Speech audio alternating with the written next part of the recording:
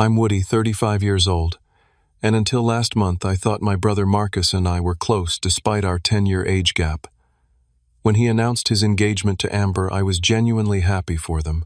So when they asked to use my lakefront property for their dream wedding, how could I refuse? Little did I know that behind those smiles and thank yous lurked a calculated plan to take what I'd spent years building. Before I dive into how my own brother tried to steal my house, drop a comment where you're watching from, and hit that like and subscribe button. Trust me, you'll want to stick around for what happens when my lawyer steps in. Growing up, Marcus and I shared more than just DNA. We shared a bond forged through difficult times. With a 10-year age difference between us, I always felt more like his protector than just his brother. When our parents divorced during Marcus's elementary school years, I was already a teenager, old enough to understand the fractures forming in our family, but young enough to feel the pain just as deeply. Our father moved across the country shortly after the divorce, making sporadic appearances during holidays before eventually starting a new family and fading from our lives almost completely.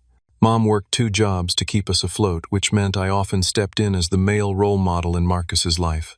I helped him with homework, attended his school events, and tried my best to shield him from the harsh realities of our new financial situation.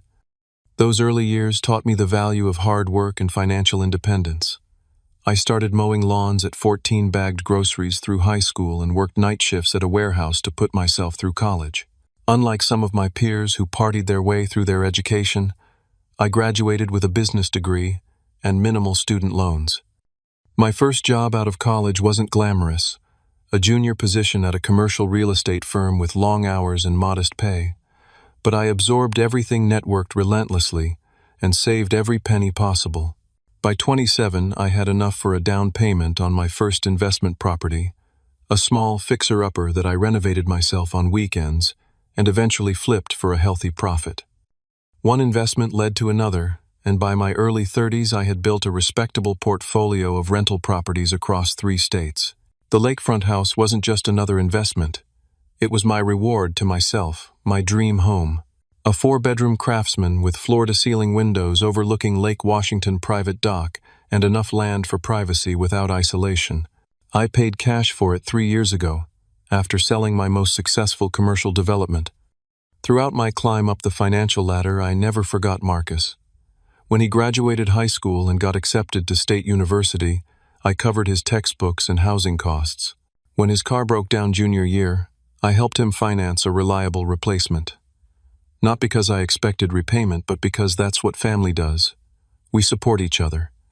Marcus always had a natural charm about him. Where I was methodical and reserved, he was spontaneous and magnetic.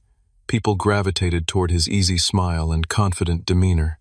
But alongside these qualities came a streak of entitlement that worried me occasionally. He expected doors to open for him, opportunities to fall into his lap, and problems to resolve themselves without much effort on his part. I met Amber 2 years ago when Marcus brought her to my annual 4th of July barbecue. She was undeniably beautiful, tall blonde with the kind of polished appearance that suggested careful attention to detail. Her background in luxury real estate marketing meant we had something in common professionally, though I noticed she seemed more interested in discussing high-end properties than the actual work involved in acquiring them. Looking back, the red flags were there from the beginning. The way her eyes widened when she first walked through my front door. How she immediately asked for a tour, lingering in each room to comment on architectural details or potential improvements. The casual questions about property values in the area and whether I planned to stay long-term. Marcus announced their engagement after dating for just 1 year. I took them to dinner at an upscale restaurant downtown to celebrate, noticing how Amber spent most of the evening discussing wedding venues and costs. When I asked about their plans after marriage, their answers were vague, something about exploring opportunities and keeping options open. In the months leading up to their wedding request, I realized Marcus had been calling less frequently. Our usual Sunday phone calls became briefer, more superficial. When we did meet up, Amber was always present, steering conversations toward their future plans, or circling back to compliments about my home. The comfortable rapport Marcus and I once shared felt increasingly strained, but I chalked it up to pre-wedding stress and the natural evolution of relationships. Little did I know that the distance growing between us wasn't accidental, it was strategic. It was a mild spring evening when Marcus called to invite himself and Amber over for dinner. "We have something special to discuss with you," he said, a note of excitement in his voice that made me smile. I spent the afternoon preparing their favorite meal, grilled salmon with roasted vegetables and my signature garlic mashed potatoes. I even splurged on an expensive bottle of Cabernet Sauvignon to celebrate whatever news they wanted to share. They arrived precisely at 7 Amber wearing an elegant sundress, and Marcus looking unusually formal in pressed chinos and a button-down shirt. After exchanging hugs, I led them through the house to the back deck where I'd set up dinner overlooking the lake. The sunset cast a golden glow across the water, creating the perfect backdrop for a special evening. "Woody, this view never gets old." Amber sighed, running her hand along the cedar railing. "Your property is absolutely spectacular." Marcus nodded enthusiastically. "Seriously, bro, every time we visit I'm blown away. The way the house is positioned on this lot, the landscaping, the private beach access. You really lucked out finding this place." I chuckled at that. Luck had very little to do with it. I spent years searching for the right property and negotiated for months to get it at a price that made sense. "Well, it was worth every penny," Amber said, her gaze sweeping across the expansive lawn that sloped gently down to the shoreline. "The terraced garden would be perfect for setting up rows of chairs, don't you think, Marcus?" That comment struck me as odd, but I didn't have time to question it before Marcus cleared his throat and placed his arm around Amber's waist. "Actually, that's part of what we wanted to talk to you about tonight." We settled into dinner, and they waited until I'd poured the wine before dropping their request. Marcus leaned forward, his expression earnest. "Woody, we've been looking at wedding venues for weeks now, and nothing feels right. Then last night Amber had this amazing idea." Amber picked up seamlessly. "We were looking through photos from last summer's barbecue here, and it just hit me. This is our dream venue. The lake, the gardens, the spacious interior. It would be absolutely perfect for our wedding." "You want to get married? Here? At my house?" The request caught me completely off guard. "Not just the ceremony," Marcus clarified. "The whole thing. Ceremony on the lawn overlooking the lake, cocktail hour on the deck, reception in the great room. We'd handle everything. Catering, decorations, cleanup." Amber's eyes shimmered with enthusiasm. "I've already sketched out how everything would be arranged. The altar would be positioned right at the edge of the lower terrace with the lake as a backdrop. We'd have white chairs set up in rows across the lawn, a flower-lined aisle." As she continued describing her vision in vivid detail, I realized this wasn't a spontaneous idea, but something they'd been planning extensively. A sense of unease settled in my stomach. "How many guests are we talking about?" I asked cautiously. "Just 150, Amber replied, as if that were a small, intimate gathering rather than a significant event that would transform my private residence into a public venue. I set my fork down carefully. That's a lot of people trampling across my property, and there are liability issues to consider, not to mention the logistics of parking, bathrooms, power requirements.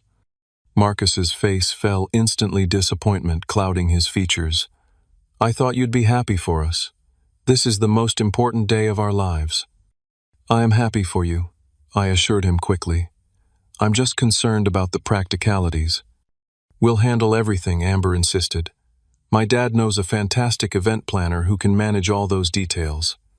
Marcus reached across the table and grasped my hand, something he hadn't done since childhood.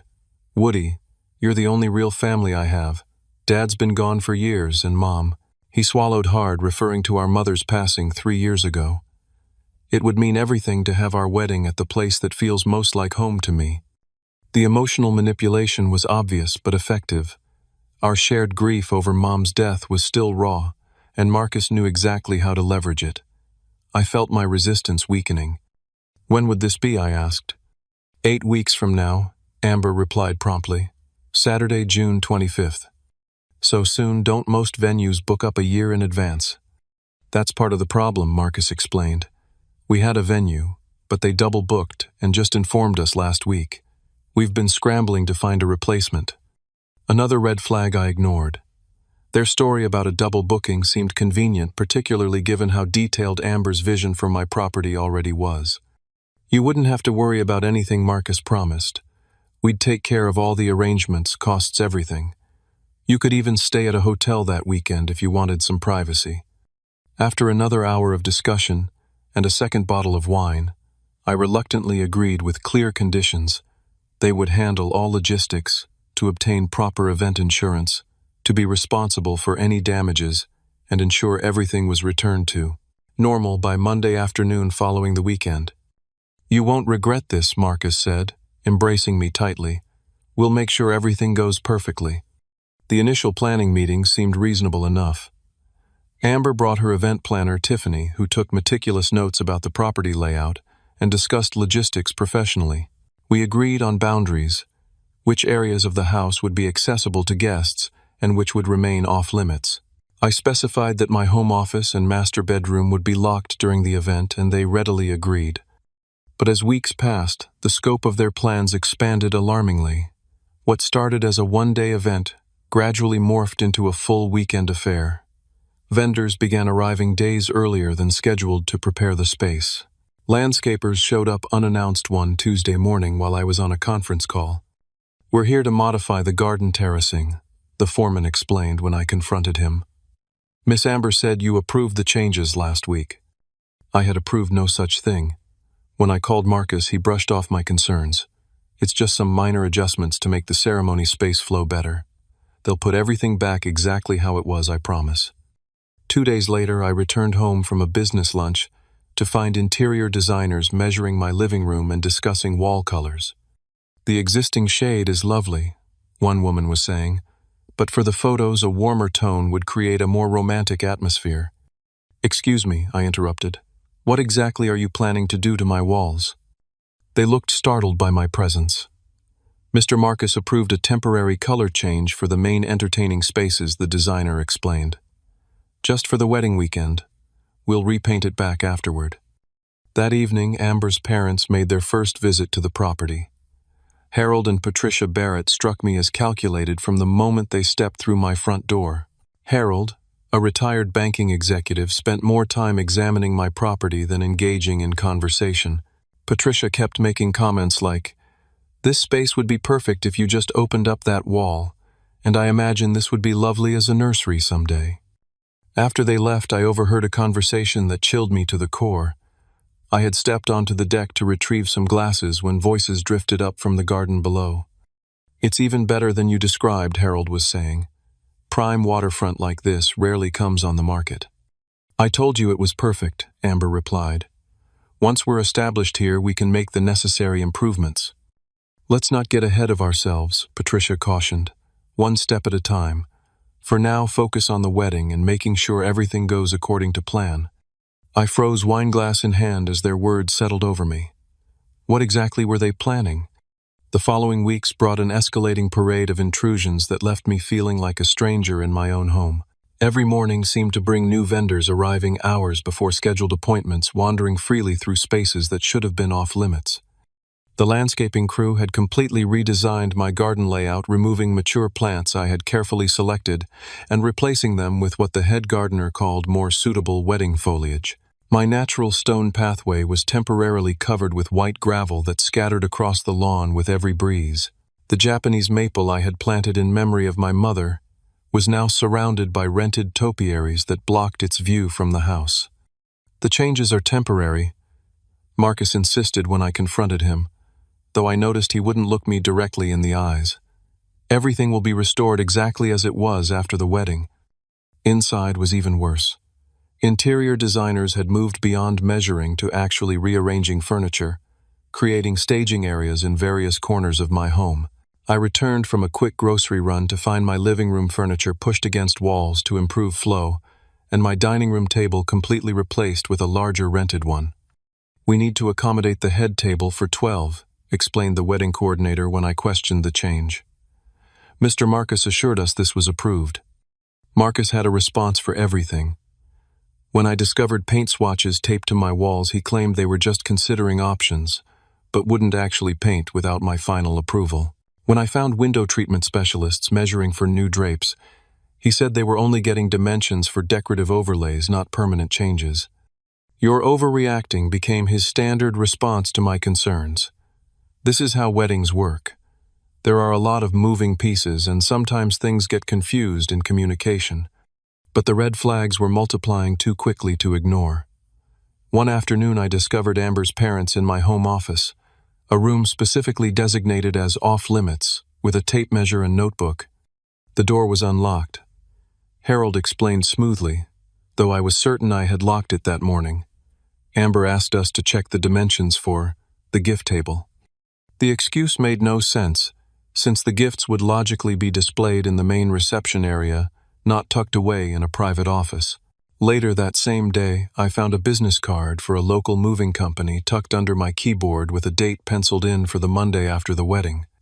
Most disturbing of all was finding architectural plans left behind on my kitchen counter after a meeting between Amber and her parents. The rolled blueprint had fallen partially open, revealing detailed renovations to my property, wall removals and extended deck, and what appeared to be a substantial addition to the west wing. When I texted Marcus about it, he claimed they were just dream boards for Amber's someday home and not specific to my property. The situation had progressed from uncomfortable to deeply concerning. I reached out to my friend Jordan, who specialized in real estate law, inviting him over for a beer and an unofficial consultation. "This doesn't sound right," Woody Jordan said after I explained the situation. "The level of changes they're making, the way they're acting like they have authority over the property. It's concerning. They keep saying everything's temporary, but it doesn't feel that way," I admitted. "And I've overheard conversations that suggest they have longer-term plans involving my house." Jordan's expression grew serious. "There's something called adverse possession you should be aware of. It's a legal concept where someone can potentially claim property rights through continuous occupation and improvement of the land, especially if the true owner appears to have given permission." "But I've only given them permission for a weekend wedding, not to live here," I protested. "Right, but if they move in afterward and you don't immediately evict them, things could get complicated, especially if they've made improvements to the property that you've seemingly approved." Jordan's words sent a chill through me. What should I do? Document everything. Take photos of your property now, save all text messages and emails about the arrangements, and be extremely clear in writing about the timeline and expectations. And honestly, I'd have a lawyer on standby for the day after the wedding just in case. That evening, I called Richard Harmon, my attorney, who had handled the purchase of this very property. I explained the situation, trying not to sound paranoid, while conveying my genuine concerns. "It does sound suspicious," Richard agreed, "especially the architectural plans and the moving company card. Let's prepare for the worst-case scenario while hoping it doesn't come to that." We developed a plan. Richard would prepare the necessary documentation to address any potential adverse possession claim. He would also be available on short notice the day after the wedding should the need arise. With legal precautions in place, I focused on documenting everything. I photographed every room in the house from multiple angles, creating a detailed record of my property's condition. I installed small, unobtrusive security cameras in common areas, making sure to comply with all privacy laws while protecting myself. And I began keeping a journal of all wedding-related activities, noting dates, times, and any concerning statements or behaviors. As the wedding weekend approached, Marcus and Amber's requests became increasingly invasive. They wanted keys to every room just in case. They asked if they could store personal items in my garage temporarily. They even suggested I remove family photos from walls to create a neutral backdrop. Through it all, I maintained a delicate balance, accommodating reasonable requests while firmly denying those that crossed boundaries.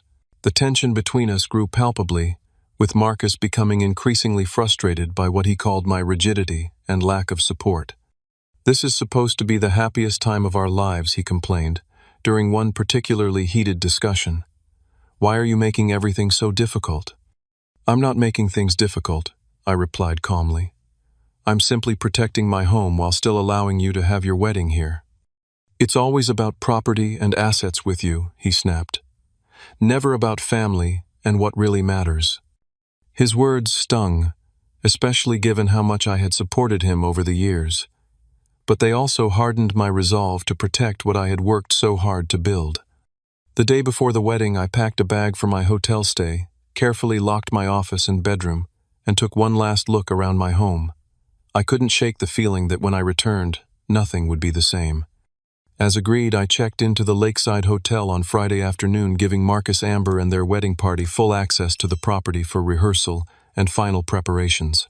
The hotel was comfortable enough, a sleek modern building with all the expected amenities, but it felt strange to be paying for accommodation when my own home sat just 3 miles away. The rehearsal dinner was scheduled for Friday evening at a restaurant downtown, followed by the rehearsal itself at my property. I attended the dinner, making polite conversation with Amber's extensive family who had flown in from across the country. Throughout the evening, I couldn't help but notice how many of them mentioned looking forward to seeing the property, as if my home were a tourist attraction rather than a private residence. After dinner, we caravanned back to my house for the rehearsal. The transformation was already startling. The entire driveway was lined with twinkling lights. A massive white tent dominated my back lawn. Inside, my home hardly looked like my own. Furniture, rearranged walls adorned with fabric draping floral arrangements, occupying every surface. "Isn't it beautiful?" Amber gushed, spinning around my great room with arms extended. "Better than any venue we could have rented." The wedding planner walked the bridal party through the ceremony process, positioning everyone at their marks on the back lawn, while I stood awkwardly to the side, feeling like a spectator rather than the property owner. As they rehearsed, I realized I had forgotten to pack my medication and quietly slipped away to my bedroom. The door was unlocked, despite my clear memory of securing it before leaving. Inside, I was shocked to find several suitcases stacked in the corner, none of which belonged to me. My dresser drawers were partially open, my closet door ajar, and several items on my nightstand had been shifted. Most concerning of all, my prescription medication was missing from its usual spot. I found Amber's mother in the kitchen directing caterers who were setting up for the next day. "Patricia, do you know why there are suitcases in my bedroom?" I asked, keeping my tone neutral despite my growing alarm. She barely glanced up from her clipboard. "Oh, Amber and Marcus needed somewhere to store the honeymoon luggage. The guest rooms are all being used by the bridal party." "But that room was supposed to be locked and off limits," I pointed out. Patricia waved a dismissive hand. "I'm sure they just needed a secure place for their things.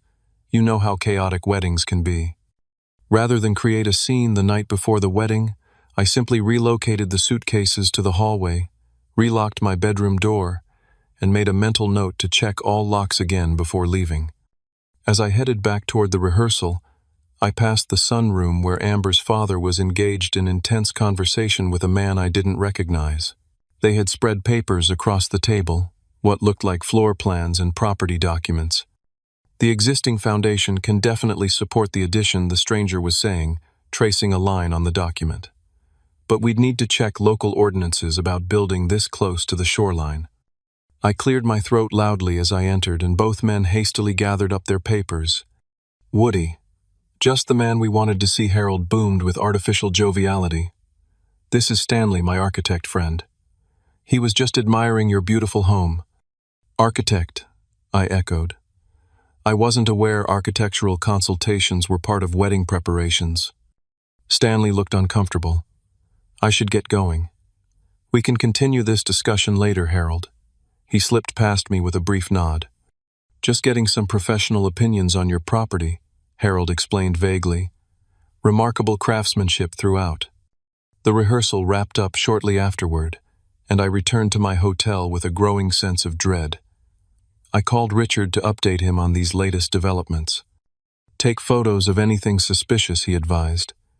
"And check your property deed. Make sure it's in a secure location outside your house." The wedding day itself dawned clear and sunny, as if nature had aligned with Amber's careful planning. I arrived early to change into my suit, finding my house already bustling with activity.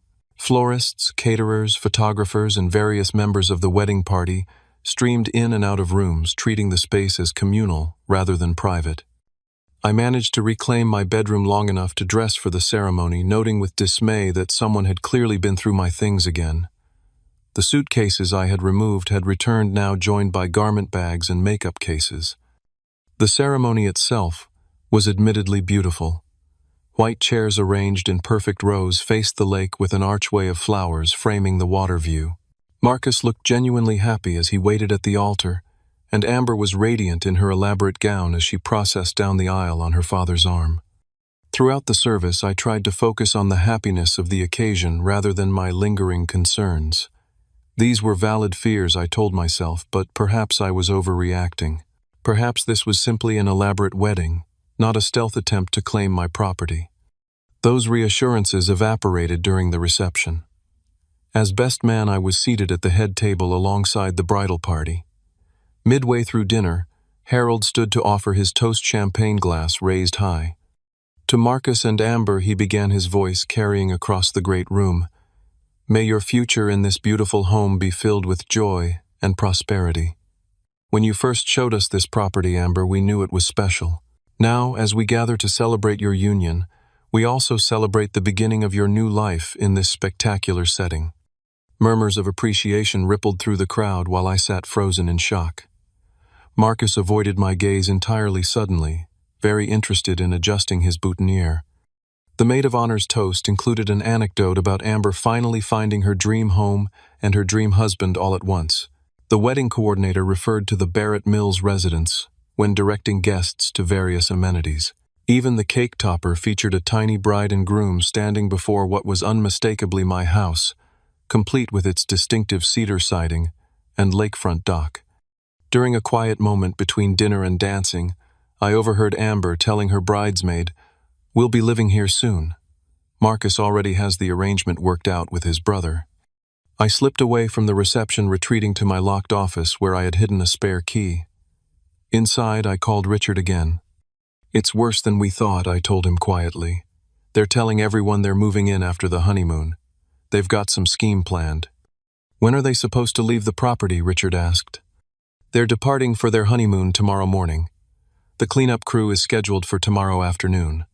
I'm supposed to return Monday morning." "All right," Richard said after a moment's consideration. "Here's what we'll do. I'll meet you at your house early Monday morning before you're officially scheduled to return. If they've left as planned, great. If not, we'll handle it legally and decisively." I agreed to the plan, then rejoined the reception with forced cheer. Throughout the evening, I made a point of congratulating the couple, smiling for photographs and playing the role of supportive brother and gracious host. But I also made mental notes of every concerning comment, every suggestion that this was more than just a wedding venue. As the night wound down and guests began departing, I discovered the business card for a moving company on the kitchen counter, the same company whose card I had found earlier, but now with confirmed appointment details for 8 a.m. Monday morning. There was no longer any doubt. Marcus and Amber weren't just using my home for their wedding. They were planning to move in afterward, creating a situation that could potentially lead to a legal nightmare if not addressed immediately. I left the reception early, returning to my hotel to prepare for what was clearly going to be a confrontation. I spent Sunday reviewing documentation with Richard over the phone, ensuring we had everything needed to legally protect my property. "Be prepared for emotional manipulation," Richard warned. "Based on what you've told me, your brother will likely try to make this about family loyalty rather than the legal property issue it actually is." "I know," I sighed. "He's always been good at that. Just remember, you've done nothing wrong here. You generously offered your home for their wedding. You never agreed to anything beyond that." As I packed my bag Sunday evening, I felt a mixture of anger, betrayal, and sadness. How had my relationship with Marcus deteriorated to this point? When had he decided my property was something he could simply claim for himself? And what would our relationship look like after the confrontation I knew was coming? With these heavy thoughts, I tried to get some sleep before the morning's inevitable conflict. Monday morning arrived with a steady drizzle that matched my mood perfectly. I checked out of the hotel at 6:30, earlier than necessary, and drove slowly through the quiet streets toward my home. Richard had agreed to arrive by 7:30, giving us time to assess the situation before any potential moving trucks appeared. As I turned onto my street, my heart sank. A large white moving truck was already parked in my driveway, its rear doors wide open. Two men in uniform were unloading furniture I had never seen before. A sectional sofa, a dining set, several large wardrobes. I parked on the street watching the scene unfold for several minutes. Marcus and Amber were both present, directing the movers with animated gestures. Amber's parents stood on my front porch, pointing and discussing something with a third man who appeared to be taking measurements of my entryway. Taking a deep breath, I texted Richard, "They're already here. Moving truck and furniture being unloaded. Please hurry." His response was immediate. "On my way. Do not confront them alone. Wait for me if possible." But as I watched another piece of furniture, a massive 4-poster bed, being wheeled toward my front door, waiting became impossible. This was my home, purchased with my money, maintained with my efforts. I couldn't sit idly by while it was invaded. I approached slowly, deliberately, making no effort to hide my arrival. Marcus spotted me first, his expression shifting rapidly from shock to forced joviality. "Woody, you're back early," he called out with artificial cheer. "We thought you wouldn't be here until this afternoon." "Clearly," I replied, eyeing the moving truck. "What's going on here, Marcus?" Amber stepped forward, looking perfectly put together despite the early hour, in designer jeans and a cashmere sweater. "Oh, we're just moving some things in temporarily," she explained smoothly. "My apartment lease ended, and rather than renew for just a few months, we thought we'd store some furniture here until we find our permanent place." Some furniture, I gestured to the truck, now half emptied, onto my driveway. "This looks like an entire household." Harold descended the porch steps, hand extended as if we were meeting for a friendly business lunch. "Woody, good to see you. Hope the wedding cleanup went smoothly. We took the liberty of helping the kids get settled in the guest wing while they house hunt." "Guest wing," I repeated. "My house doesn't have a guest wing, and we never discussed anyone staying here after the wedding." Marcus approached, slinging an arm around my shoulders that I immediately shrugged off. "Come on, bro. It's just temporary. A few months tops while we find the perfect place. You've got all this space and you're hardly ever here with all your business trips." I stepped back, creating distance between us. The agreement was that everything would be back to normal by this afternoon. That means all wedding-related items removed, all furniture returned to its original position, and yes, no one living in my house. Patricia joined us in the driveway, her pleasant expression belied by the coldness in her eyes. "Marcus mentioned you were always generous with family. He assured us you'd be delighted to have them stay, especially since you travel so much for business." I turned to my brother, anger rising. "Is that what you told them? That I'd agreed to this arrangement?" For the first time, Marcus looked uncomfortable. "Not exactly. I just said you'd probably be fine with it given how close we are. And the contractors I saw measuring my entryway, the architectural plans I found for renovating my property, the moving company scheduled for today that you never mentioned, were those all things you thought I'd probably be fine with too?" Amber's face flushed. "Those were just ideas we were exploring. Nothing was finalized." Actually came a new voice from behind me. "It appears quite a lot was finalized without the property owner's consent." Richard had arrived impeccably dressed in a charcoal suit despite the early hour, leather briefcase in hand. His timing couldn't have been better. "Who's this?" Harold demanded, his friendly facade cracking slightly. "Richard Harmon, legal counsel for Woody Mills." Richard introduced himself calmly. "And you appear to be in the process of moving into my client's property without authorization." Marcus stepped forward, his charm shifting into high gear. "There's been a misunderstanding. We're just temporarily storing some items while we look for our own place. Woody and I are brothers. We don't need formal agreements between family." "Actually, you do," Richard countered, "especially when it involves real estate transactions or occupancy arrangements." Mr. Mills was clear that his property was available for the wedding weekend, only with all parties to vacate and restore the property to its original condition by Monday afternoon. "We're family," Marcus insisted, turning to me with the same expression he had used as a child when asking for favors. "Remember how you always said I could count on you, after everything we've been through together?" "Don't," I said quietly. "Don't use our history to manipulate me. This isn't about family, Marcus. This is about respect for boundaries and property rights." Amber tried a different approach, tears suddenly welling in her perfectly made-up eyes. "We just wanted a fresh start, somewhere beautiful to begin our marriage. Is that so wrong?" "What's wrong?" I replied. Maintaining my composure is attempting to move into someone's home without their knowledge or permission. What's wrong is lying to your parents about arrangements that were never made. Harold's expression had shifted from friendly to calculating. Marcus assured us he had partial ownership rights to this property, that it was a family asset.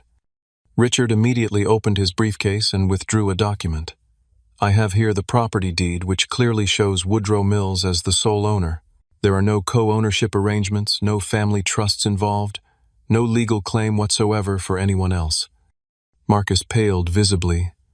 I never said I owned it. I just implied that I had certain rights to use it. Rights that were never granted, I pointed out. I bought this property myself with money I earned. You have no legal claim to it whatsoever. Amber turned to Marcus, the tears suddenly gone, replaced by cold anger. You told me your name was on the deed, that your brother had put the house in both your names after your mother died. I may have exaggerated a bit, Marcus admitted, avoiding everyone's gaze. Exaggerated, Patricia's voice rose sharply. You told us this property would be your marital home, that renovations were already approved, that your brother was planning to move to the East Coast for work. The pieces were falling into place. Marcus had constructed an elaborate fiction not just for his in-laws, but apparently for Amber as well. He had leveraged my generosity, regarding the wedding into a scheme to claim my property as his own. I need everyone who doesn't live here to leave immediately, I stated firmly. That means all of you and your moving truck and any contractors or workers you've scheduled. You can't just throw us out, Marcus protested, desperation creeping into his voice. We have nowhere to go. All our stuff is already half unloaded. Be reasonable. Actually, Richard interjected smoothly, as the legal property owner, Mr. Mills, has every right to require you to leave. Should you refuse, we are prepared to contact the sheriff's department regarding trespassing. Harold stepped forward, businessman to businessman. Perhaps we can work something out. A lease arrangement. Perhaps market rate, of course. No, I said firmly. This is my personal residence, not a rental property. I want everyone off my property within the hour. The moving truck driver, who had been watching this unfold while leaning against his vehicle, cleared his throat. So, should we put this furniture back in the truck, or what? Yes, I confirmed. Everything goes back in the truck immediately. What followed was a tense hour of reversed activity. The movers reloaded furniture while Marcus alternated between pleading with me privately and arguing with Amber about his deception. Harold made several phone calls, presumably arranging alternative accommodations. Patricia consoled a now genuinely tearful Amber. Throughout it all, Richard remained by my side, a calm, professional presence that prevented the situation from deteriorating further. When Marcus attempted one final emotional appeal, bringing up childhood memories and family obligations, Richard quietly reminded him of the legal reality. Your brother has been more than generous, he pointed out. Many property owners would have already called law enforcement. As the moving truck prepared to depart, Marcus made a last desperate attempt. Where are we supposed to go? Our honeymoon flights aren't until Wednesday, and Amber's apartment is already rented to someone else. That's not my problem to solve, I replied, exhausted by the morning's confrontation. You created this situation with your lies and manipulation. You'll need to figure it out. Family means nothing to you, does it? Marcus spat, his charm finally abandoned. Just your precious house and your money. That's all you care about. The accusation stung, but I held firm. Family means everything to me. That's why your betrayal hurts so deeply. You tried to steal my home, Marcus. Not borrow it, steal it through deception and manipulation. As they finally drove away, Marcus and Amber in their car, her parents in theirs, the moving truck following behind, I felt a complex mixture of emotions, relief that my home was secure, anger at the deception, and profound sadness at what this meant for my relationship with my brother. You did the right thing, Richard assured me, packing away the documents we hadn't needed to use. They were attempting to establish tenancy, which could have created significant legal complications had they succeeded in moving in. I know, I sighed, but it doesn't make it any easier. Richard patted my shoulder sympathetically. Family conflicts are always the hardest. Give it time. Perhaps once the dust settles, there can be a conversation about boundaries and rebuilding trust. But as I surveyed my property, the wedding decorations still partially in place, furniture rearranged, gardens altered, I wondered if some bridges once burned could ever truly be rebuilt. The immediate crisis had been averted, but the aftermath proved complicated and painful. As Richard and I walked through my property assessing the situation, we discovered numerous concerning alterations that went far beyond typical wedding preparations. They've removed fixtures in the guest bathroom, I noted, pointing to the vacant space where my antique vanity had stood. And the built-in bookshelves in the den have been partially dismantled. Richard photographed everything methodically, building documentation for potential legal action. This crosses the line from wedding preparations into property damage, he observed.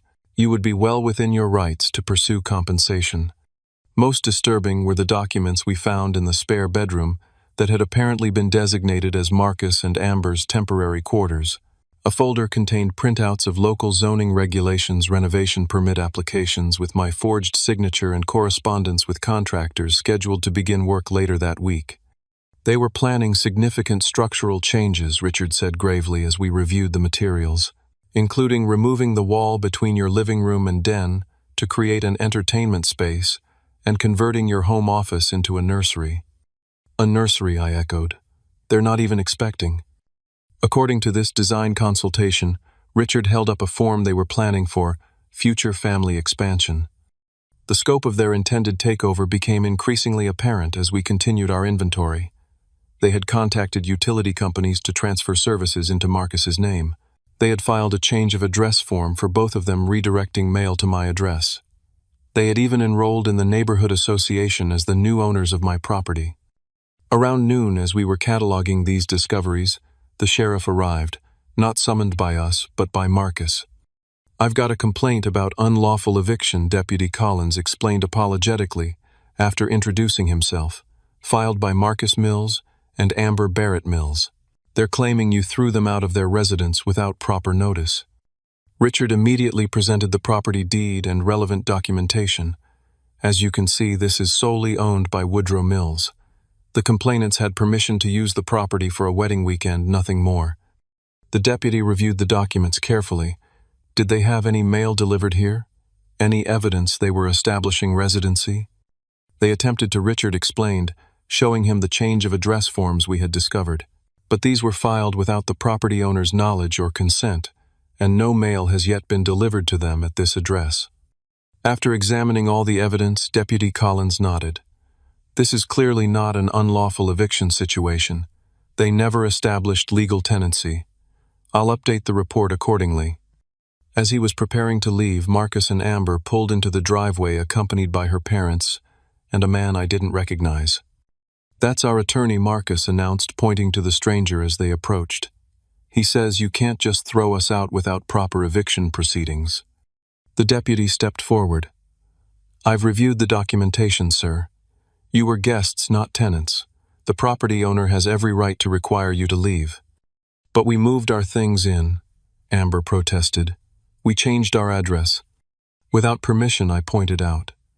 And after explicitly agreeing that the property was only available for the wedding weekend, Amber's father turned to Marcus, his face flushed with anger. "You represented yourself as co-owner of this property. You showed us documents indicating you had legal right to occupy and modify it." "I can explain," Marcus began, but Harold cut him off. "You told us Woody had signed over partial ownership to you after your mother died. You showed us papers." Richard raised an eyebrow. "Were these the papers in question?" He held up documents we had found, property transfer forms with my forged signature that had never been filed with any official office. Amber gasped, turning to Marcus with shocked betrayal in her eyes. "You forged documents. You lied about owning this house." "Not exactly," Marcus stammered. "I was going to talk to Woody about making it official. I just got ahead of things a bit. Forgery and attempted property fraud are serious crimes," Richard noted calmly. "My client would be well within his rights to pursue criminal charges." The threat of legal consequences seemed to finally penetrate Marcus's denial. "Woody, come on. You wouldn't press charges against your own brother." "I don't want to," I admitted. But you've left me little choice. You lied to your wife, her family, and attempted to steal my home through deception and forgery. The confrontation escalated as Amber's lawyer, after reviewing the documentation Richard provided, quietly advised his clients that they had no legal standing. Harold berated Marcus for his deception. Patricia comforted a now sobbing Amber. The deputy stood by, ensuring the situation remained nonviolent. "I trusted you, Amber," cried, turning her anger fully on Marcus. "I built our entire future around this house because you swore it would be ours." "It was going to be," Marcus insisted. "Woody always looks out for me. He would have come around to the idea once we were settled in. So your plan was to move in without permission, and hope I'd eventually accept it?" I asked incredulously. Marcus had the decency to look ashamed. "You've always given me everything I asked for. Why would this be different?" His words struck me like a physical blow, revealing the fundamental disconnection between us. In his mind, my years of support and generosity weren't acts of brotherly love but evidence of weakness, a pattern he expected to continue regardless of how outrageous his demands became. "This is different because it's my home," I said quietly. "Because you lied and manipulated rather than simply asking. Because you were willing to destroy our relationship for property." The situation resolved with painful finality. The deputy informed Marcus and Amber they needed to leave immediately or face trespassing charges.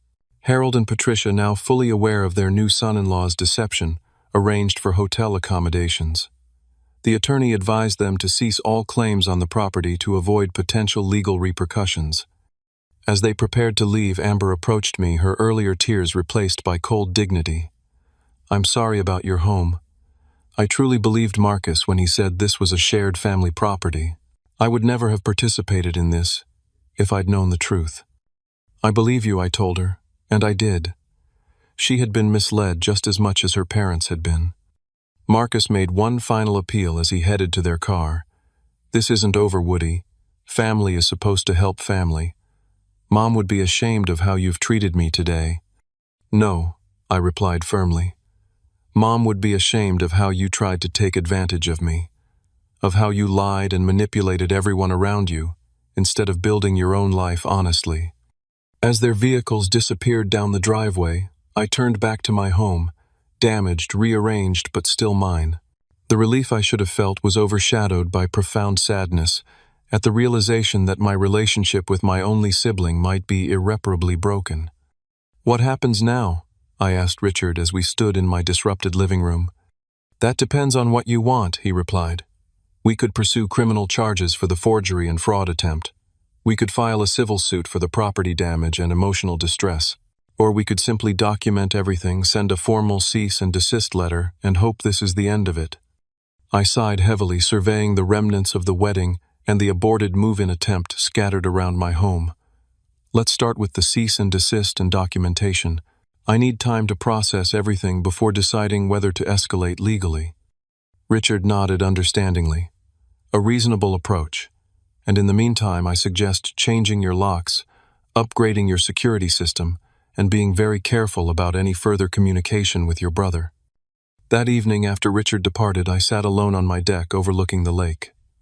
The property that had once represented achievement and peace now felt tainted by betrayal.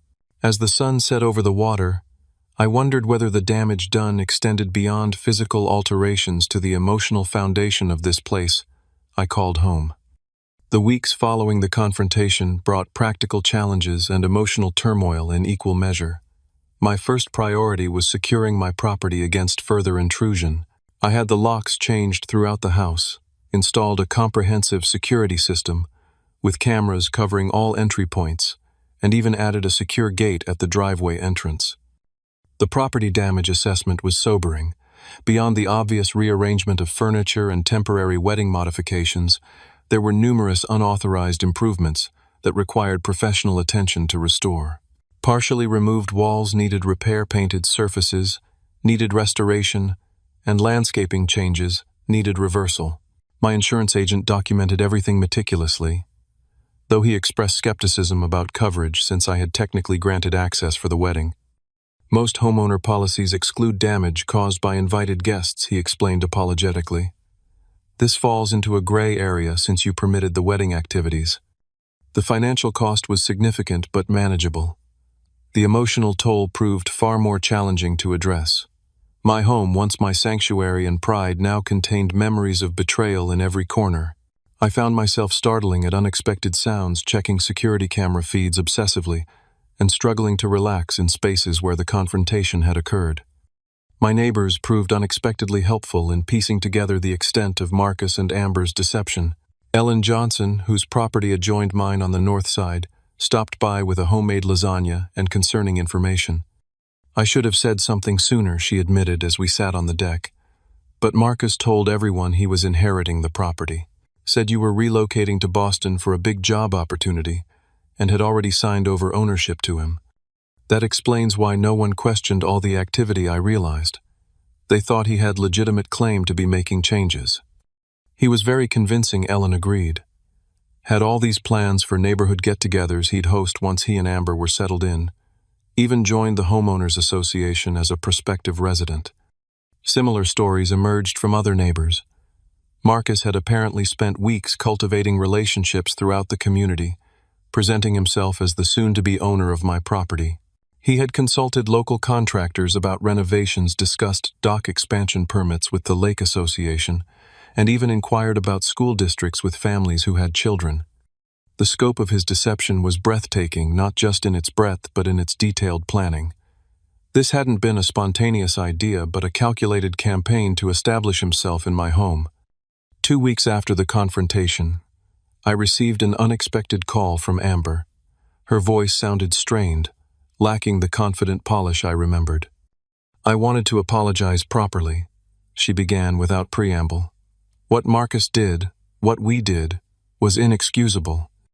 I appreciate that, I replied cautiously, but I'm not sure there's much more to say. There is, she insisted. You should know that this wasn't the first time. Before me, Marcus attempted something similar with his college roommate's family vacation home, and apparently with a previous girlfriend's condominium. This revelation shouldn't have shocked me given recent events, yet somehow it did. How did you find out? After everything fell apart, I started asking questions, contacting people from his past. The pattern is clear once you look for it. She paused. We're separating.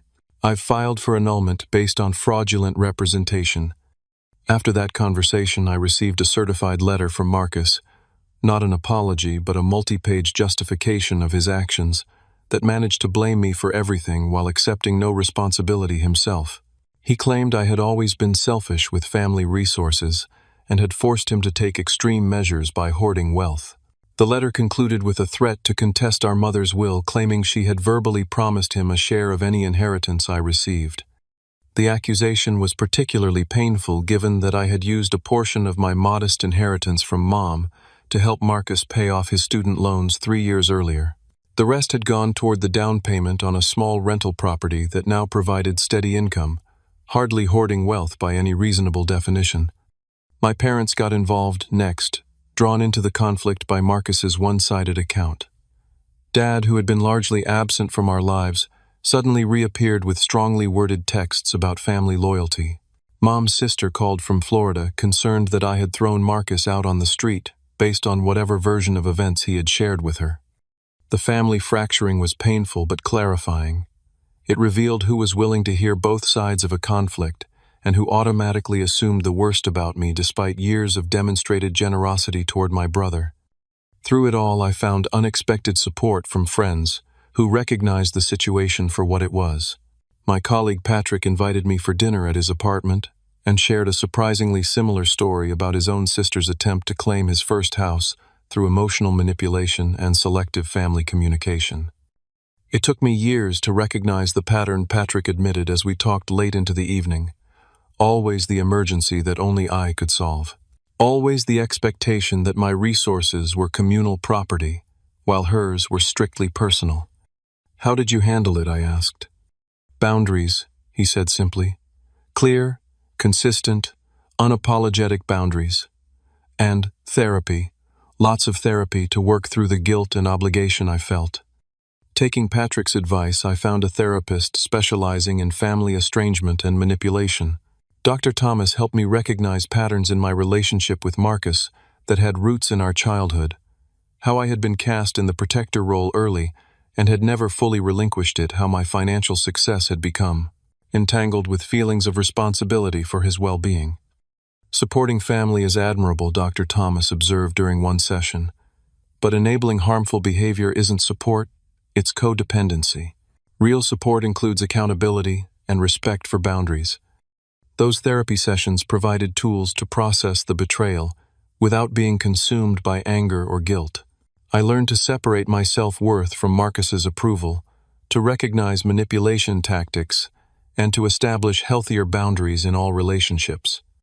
3 months after the wedding incident, I made a difficult but necessary decision. I sold the lakefront house. Despite the security upgrades and repairs, it never fully felt like home again. Every space contained memories of violation and confrontation. The property sold quickly, despite the hot real estate market, and I purchased a different home in a neighboring community, equally beautiful but unburdened by painful associations. The day before closing on the lakefront property, I visited one last time to collect remaining personal items. Standing on the dock where Marcus and Amber had exchanged vows, I reflected on the journey of the past few months. The hurt remained, but its sharp edges had softened. The anger had largely dissipated, replaced by a calm certainty that I had done the right thing in protecting myself and my property. My phone buzzed with a text from Marcus, his first direct communication since the letter. "Heard you're selling the house. Guess you couldn't stand the memories of how you treated family. Hope the money keeps you warm at night." In the past, such a message would have triggered guilt and defensive justification. Now, I simply turned off the phone and focused on the sunset painting the lake in gold and crimson. His attempts to manipulate my emotions no longer held power over me. The most valuable lesson from this painful chapter wasn't about property rights or legal protections, though those were certainly important. It was about recognizing my own worth and the legitimacy of my boundaries. About understanding that genuine love doesn't demand self-sacrifice at the expense of well-being. About learning that sometimes the healthiest form of family loyalty is to yourself and your own future. As I locked the lakefront house for the final time, I felt lighter than I had in months. The new property awaiting me represented not just a fresh start, but a more authentic life built on mutual respect rather than obligation and manipulation. Family relationships remain complicated, and the door isn't permanently closed with Marcus.